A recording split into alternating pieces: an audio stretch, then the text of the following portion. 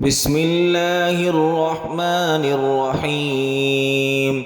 إذا السماء انشقت وأذنت لربها وحقت، وإذا الأرض مدت وألقت ما فيها وتخلت وأذنت لربها وحقت.